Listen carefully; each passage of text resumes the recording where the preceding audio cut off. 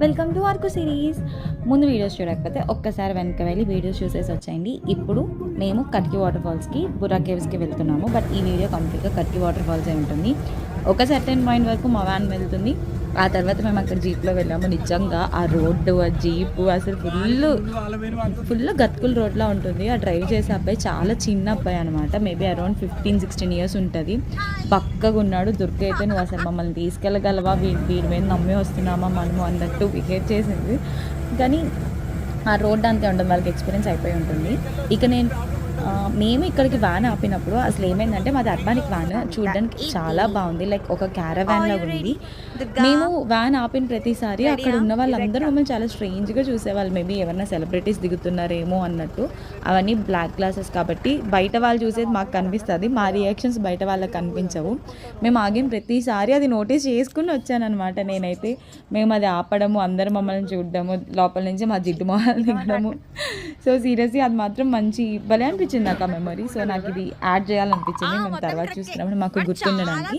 And మేము ఇప్పుడు కట్కి water ఫాల్స్కి వెళ్తున్నాము. కొంచెం ట్రక్, నేను 2021లోనే 22లోనే అరకు వెళ్ళాను. లిటరల్గా 5 years బ్యాక్ వెళ్ళాను కట్కి వాటర్ ఫాల్స్. కానీ అప్పుడు మేము ఎక్కిన దానికి ఇప్పుడున్న దానికి చాలా చాలా చాలా చాలా చేంజ్ ఉంది. అసలు చాలా రూట్ వరకు వ్యాన్ వెళ్ళింది. కానీ మా అన్నయ్య లాస్ట్ టైం వెళ్ళినప్పుడు నేను ఇంకా దగ్గరికి వెళ్ళాను వేరే రూట్ నుంచి అన్నాడు. బట్ సీరియస్లీ నాకు ఇప్పుడు వెళ్ళిన దానికి కూడా చాలా బెటర్గా ఉంది ఇది అని అనుకున్నాము. ఆ రోజు సాటర్డే నేను కానీ మా అన్నయ్య కానీ దుర్గ కానీ నాన్ వెజ్ తిన్నాము. మాతో వచ్చిన వాళ్ళు తింటారు నాన్ వెజ్. మా అన్నయ్య వాళ్ళందరినీ ఏడిపిస్తాడంట.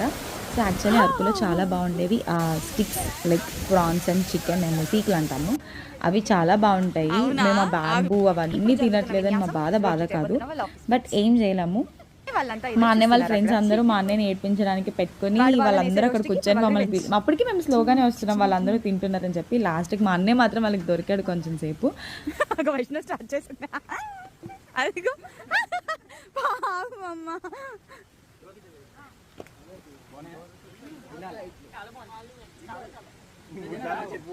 మేమంతా సాటర్డే బ్యాచ్. ఏం కాదు, మేమేం ఫీల్ అవ్వట్లేదు.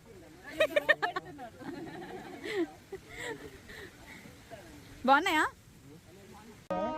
ఏదో విన్యాసం అసలు చేసి ట్రాక్ మీదకి ఎక్కితే ట్రైన్ వచ్చేసింది. ట్రైన్